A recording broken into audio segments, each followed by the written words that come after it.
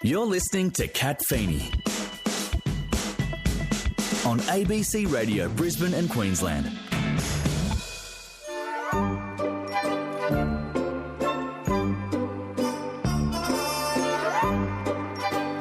Well, it's now time for your top tip for living your life a little bit better today, and this afternoon you're going to learn a little bit more about the psychology of sleep. Do you bound out of bed early in the morning?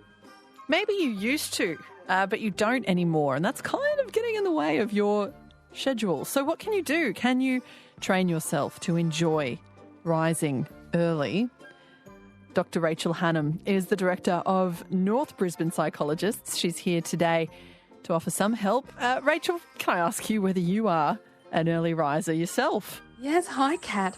I am an early riser these days myself. I love getting up at sunrise, and sometimes I'll just have a cup of tea in bed and look out of my window and watch the light come through, and other times I'll go for a walk, but I've had to train myself to become an early riser. How about you? Yeah, I fluctuate depending on what is happening in my life. I didn't value sleep until I had a child, and then I really learned how to value it. Oh, indeed, me too. So there are obviously lots of factors at play here, and it will be so individual. But generally speaking, Rachel, if you were keen to shift from the type of person who struggled to get out of bed early to the type of person who enjoyed or didn't mind getting out of bed early, what could you do? Yeah, there's a few things that you can do.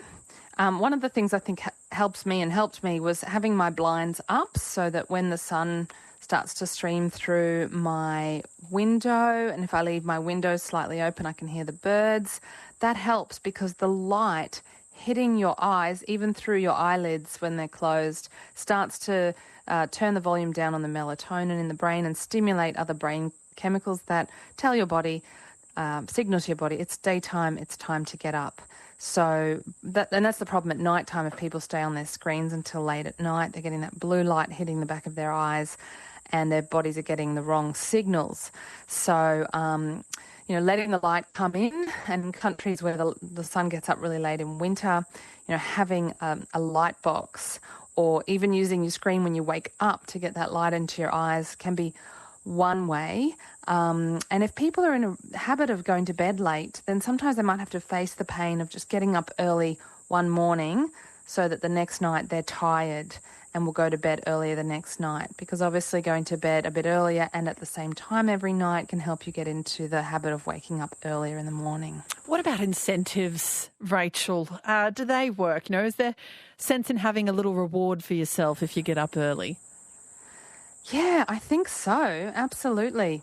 I mean, for me, I walk with a friend twice a week, so I don't want to let her down, and it's a bit of an incentive to get up, go, have my walk, meet her at the time I agreed, and have that coffee. Some of my clients really like to walk to their local coffee shop, so that's their incentive for getting out of bed and going for their little walk, is to get coffee at the other end. What do you do for yourself? Do you have an incentive to get up? Just an alarm, Rachel. Yeah. A very annoying alarm.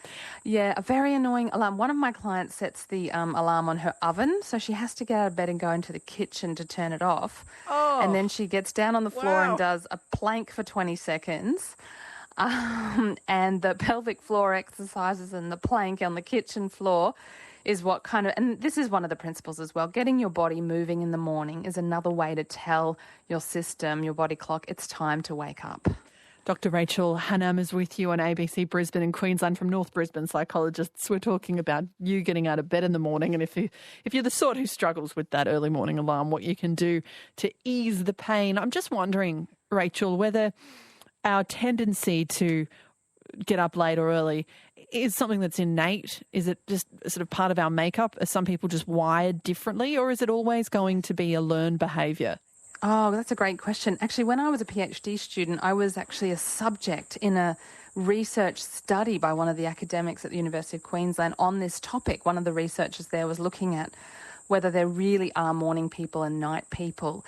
And I talked to her later and she said, yes, there's actually quite a bit of evidence that the individual differences that exist across our personalities and our brains mean there really are sort of night people and morning people. However, there is some wiggle room in there. So if you've got a job or a lifestyle that means it's you've got to get up early, or you just decide that it might be better for your health to get up early, you definitely can train yourself through the use of light and movement, like I said, and just creating and incentives, as you said, and creating habits.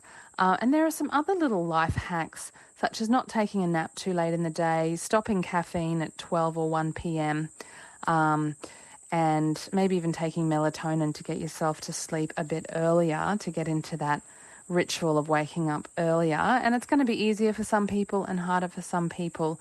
But the brain is neuroplastic and we can definitely change our habits. Well, thank you very much for the inspiration and encouragement, Rachel. It's been a pleasure.